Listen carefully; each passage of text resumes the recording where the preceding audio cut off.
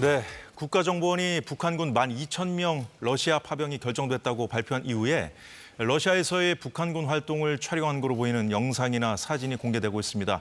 이미 러시아에 파견돼 있던 북한군의 전장 투입이 임박한 정황으로 볼 수 있는 건지 전문가와 함께 살펴보겠습니다.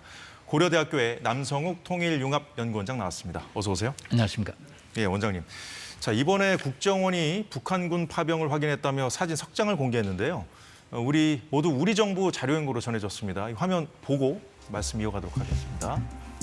두 장은 유럽의 상업위성을 통해서 촬영한 것인데 각각 연해주 우스키르스와 하바롭스크 소재 군사 시설이라고 설명을 했고요. 자, 마지막 우리가 촬영한 사진, 이 사진은 우리 정부가 운용하는 위성으로 촬영한 것으로 러시아 함정 2척이 청진항에서 북한 병력을 이송하는 모습이 담긴 거라고 합니다. 자, 원장님.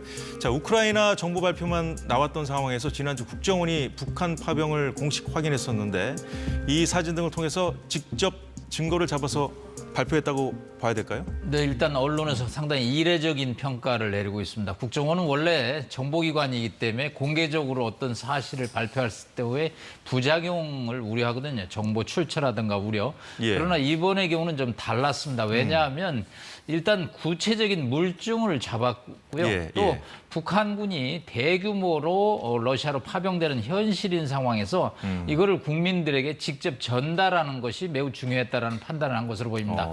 사진에 아까 석장 중에 그 좌측의 두 장은 에어버스라는 예. 표현이 있죠. 말씀하신 대로 유럽의 민간 위성 업체가 찍은 거고요. 맨 우측 세 번째 거는 아무 영어 표현이 없습니다. 이게 우리 제주도의 국제 위성 운영센터라는 게 있습니다. 거기서 이제 촬영한 것이죠. 청진항을. 네, 우리 뭐 국정원은 단독으로 위성을 운영하지는 않습니다만 그래도 제주에서 각 기관들이 연합해서 국제 위성 운영센터를 운영했는데 그게 청진항을 정확하게 찍었습니다. 지금 나오고 있군요. 물론 저거는 일반 사람들은 저 화면을 가지고 해석을 하기는 어렵습니다. 어렵죠. 네, 예. 전문가들이 저 사르라는 이제 고성능 불빛을 쏴가지고 그것을 반사된 것을 해독해야 되거든요. 그런데 이제 정확하게 이번에 잡아냄으로써 국정원이 이례적으로 북한군의 파병 팩트를 예. 밝혔던 것으로 보입니다. 그러니까 말씀하신 대로 정보기관은 아무리 그 증거를 확보해도 이렇게 막 공개적으로 발표하는 경우가 별로 없잖아요. 네, 그렇지만 이번은 이제 사안이 중차대한 것으로 파악을 했고 너무나 명백한 물증이 확보됐기 때문에 이것을 그냥 밝히지 않을 경우 예. 또 정부가 또 국정원이 공포를 조성하고 멀쩡한 북한군을 뭐 러시아로 보내고 있다라는 그런 네. 유언비어 가짜 뉴스가 또 일부 확산될 것을 매우 우려했기 때문에 네. 이것은 정보기관의 그동안의 어떤 은밀성을 좀 깨고 직접적으로 발표하는 어떤 중대 조치를 취했습니다. 예, 그렇군요. 자, 국정원의 발표 이후에도 북한의 파병을 뒷받침하는 정황들이 공개되고 있는데요. 자, 화면 볼까요? 네. 네, 지금 나오는 영상은 우크라이나 문화정보부 산하 기관이 공개한 것입니다. 영상 입수 경위는 밝히지 않았고요. 러시아군 보급품을 받는 북한군의 모습이라고 밝혔습니다. 자, 바로 이어서 지금 나오는 영상은 친러시아군 채널이 북한 군인들이 러시아에서 훈련 중이다 이렇게 주장하면서 공개한 장면인데요. 중간중간에 북한말 억양이 이 영상들에서 확연히 들리기 때문에 우리 언론도 이 북한군 파병을 뒷받침하고 있다고 보도하고 있거든요.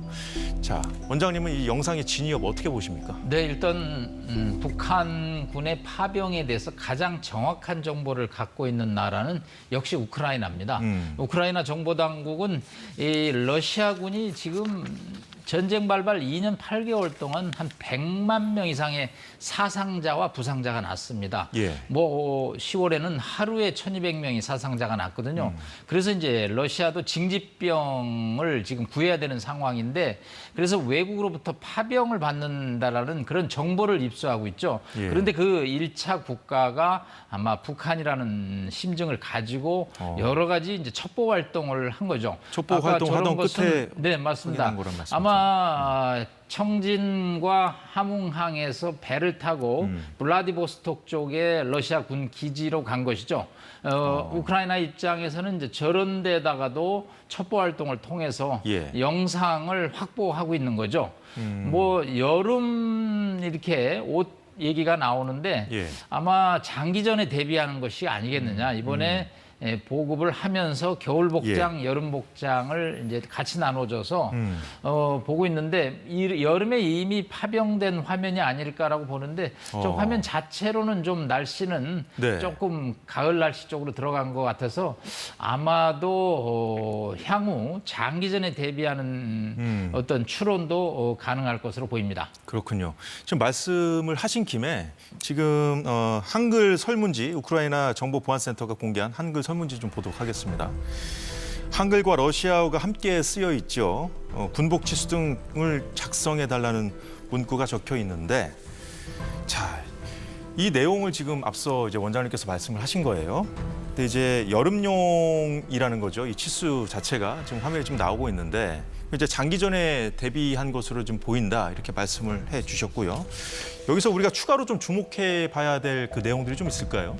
네, 이게 이제 로시아식이라고 하는 표현을 쓰죠, 북한은. 네. 근데 여기는 러시아식이라고 표기가 돼 있습니다. 화면에 나오고 있군요. 그러니까 이거는 이제 북한군이 작성한 게 아니고 러시아에 있는 조선어 전공자들, 그러니까 러시아에서 북한 말을 글을 할 수 있는 사람들이 저 문서를 만든 것으로 보입니다. 왜냐하면 보급은 러시아가 책임을 져야 되거든요. 예. 사실 북한군은 열악한 상태라 저 파병을 하더라도 저런 보급품을 확보할 능력은 미흡하기 때문에 결국은 먹을 거, 입을 거, 그다음에 뭐 경제적 대가는 다 러시아군이 책임지기 때문에 예. 저 글씨도 러시아식 그러니까 정통이죠. 뭐 사실은 러시아라고 표현하지 예. 로시아라고 표현하는 건 북한뿐이거든요. 아, 그러니까 저거는 한글을 정확하게 배운 러시아 사람들이 작성한 문서로 보이죠. 아, 그렇기 때문에 뭐 저 문서의 어떤 진위 여부는 뭐 분명하다. 네, 이렇게 저거는 보시는 뭐 더 이상 부인할 수 없는 팩트로 보고요.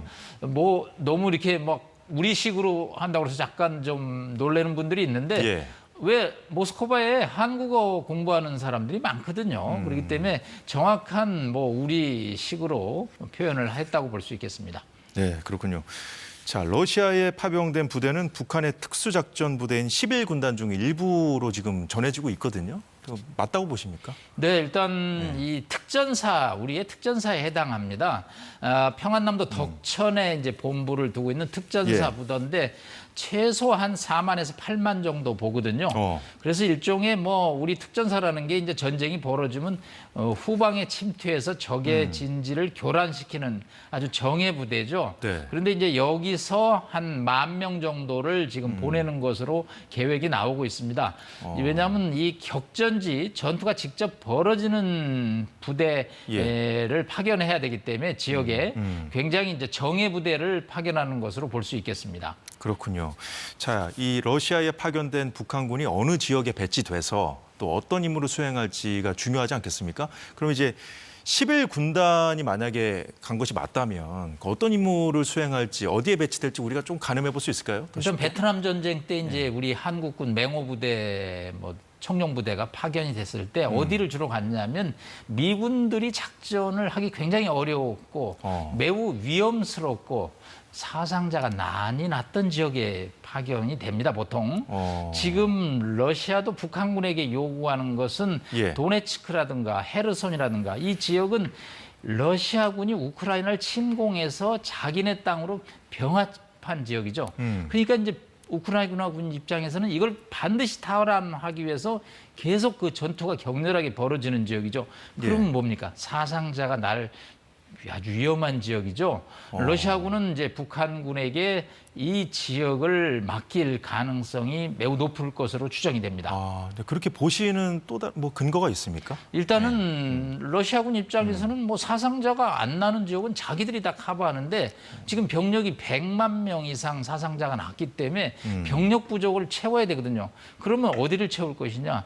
결국은 가장 위험한 지역을 채우는 논리가 성립될 수밖에 없고 예. 뭐 파병한 또 북한군 입장에서는 나는 위험한 지역은 안 가겠다. 위험하지 않은 곳으로 가겠다. 이렇게 얘기를 한다면 나중에 푸틴한테 파병해놓고도 대가를 받는데 어려움이 있겠죠. 그렇기 때문에 이제 최정예 부대라는 이 폭풍 군단을 보낼 수밖에 없는 이 북한군의 이제 고민인데 예. 사실은 지금 우리 이제 심리전 부대가 북한군이 지금 러시아의 위험한 지역으로 파병되고 있다라는 지금 심리전 방송을 시작하고 있거든요. 예. 사실은 북한 저 폭풍 군단 입장에서는 자기네가 지금 어디로 가는지도 정확하게 모르는 상태에서 지금 준비 작업과 이동 작업이 이루어지는 것이 그러니까 지금 상당히 방금 말씀하신 우려되는 것이죠. 심리전은 우리 정부가 지금 그렇습니다. 북한 우리가 주민들에게 이제 알리고 있다는 거죠. 대북 확성기 방송을 통해서 왜냐하면 북한이 지금 이 문제에 관해서 아무 멘트가 없거든요. 그렇죠. 발표도. 예. 그렇기 때문에 우리 입장에서는 이 북한군이 위험한 지역으로 간다라는 것을 대북 심리전 방송을 통해서 알려줄 필요는 있는 것이죠. 그렇군요. 자, 지난 6월에 맺은 북러 조약 내용을 좀 봐야겠습니다.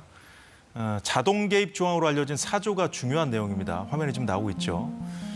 일방이 전쟁 상태에 처하게 될 경우에 타방은 유엔 헌장 제51조와 북한과 러시아 연방의 법에 준하여 지체 없이 모든 수단으로 군사적 및 기타 원조를 제공한다.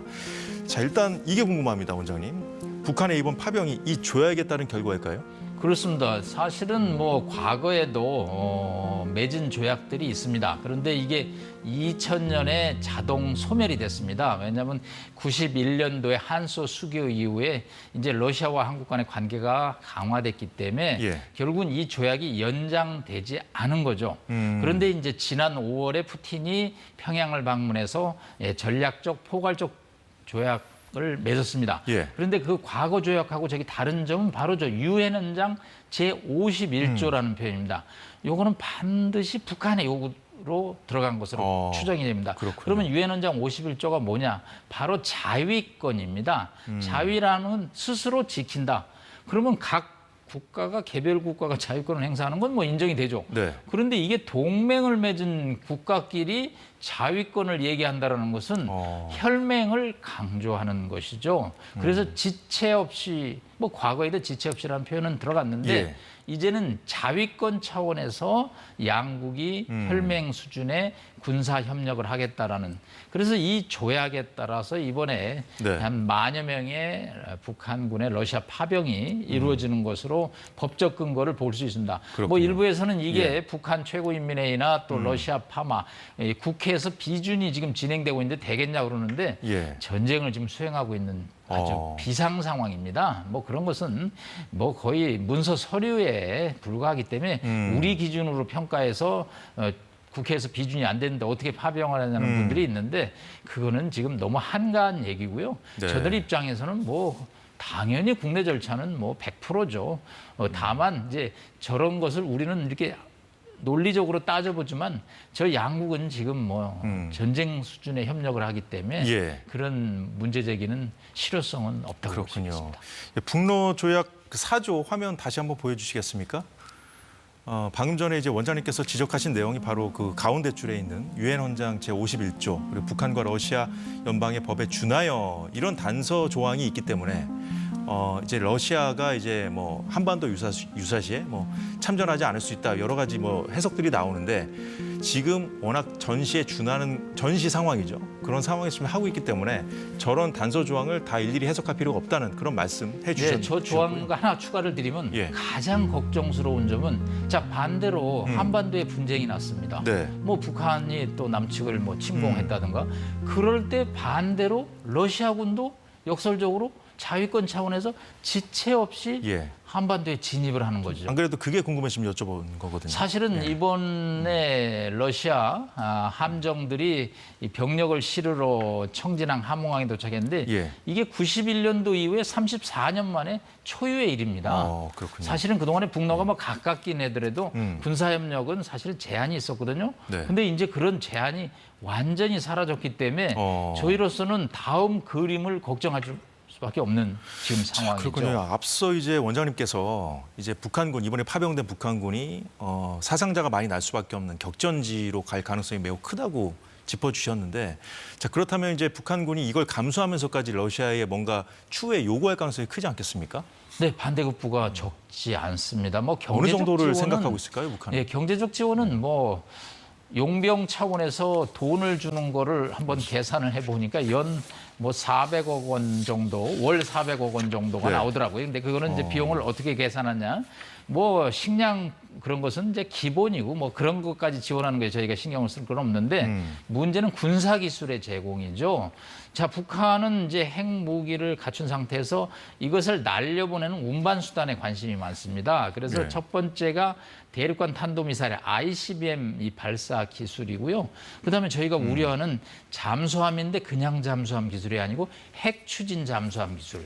예. 네, 뭐 이 두 가지만 해도 거의 공포 수준에 가까운 무기들인데 예. 북한이 이거를 갖고 싶어 합니다.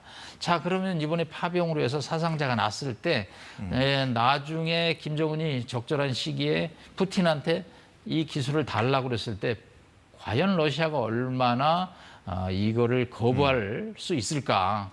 이게 결국은 피해 대가라는 표현을 쓸 수밖에 없는데 그렇군요. 상당히 어려운 상황이 있을 수 있습니다. 자, 마지막으로 한 가지만 여쭤보겠습니다. 자, 무기 거래를 넘어서 참전까지 지금 현실화된 상황이지 않습니까? 그렇다면은 자, 우크라이나라든가 이제 서방 세계로부터 우리 정부를 향해서 또 살상 무기를 지원해달라는 요구가 거세질 수 있다. 이런 분석도 나오더라고요. 우리 정부가 어떻게 대응할 거라고 보십니까? 네, 살상 무기는 최후의 수단이 될 수밖에 없습니다. 그렇기 예. 때문에 뭐 신중할 수밖에 없고요. 일단은 이제 방공망 무기 체계의 일부 지원이 아마 11월 5일 미국 대선이 끝나면 미국과 아마 협조 문제가 있을 것으로 보입니다만 러시아가 북한군의 파병을 받아들였다고 해서 우리가 또 파병을 할 수는 없고요. 우리가 네. 우크라이나하고 동맹 관계를 맺는 것은 아니고 인도적 차원의 국제 평화 질서 차원에서 이제 지원을 하는데 네. 지금까지는 빌살상 무기를 했는데 살상 무기로 가는 것은 다소간에 많은 문제가 있기 때문에 일단은 우크라이나 영공을 막는 영공 방어 무기 정도가 1차 논의가 될 것으로 예상이 됩니다. 예. 추후 상황을 보면 뭐 대처하지 않겠습니까? 예, 지켜보도록 하고요. 윤 대통령과 한동훈 대표가 면담을 지금 막 시작했다는 소식이 들어왔는데 다음 뉴스를 통해 확인해 보시기 바라겠습니다. 자, 원장님 오늘 말씀 여기까지 듣겠습니다. 고맙습니다. 네, 사사건 벌써 마무리할 시간이 됐습니다. 내일도 더 알찬 소식으로 찾아뵙겠습니다. 여러분 고맙습니다.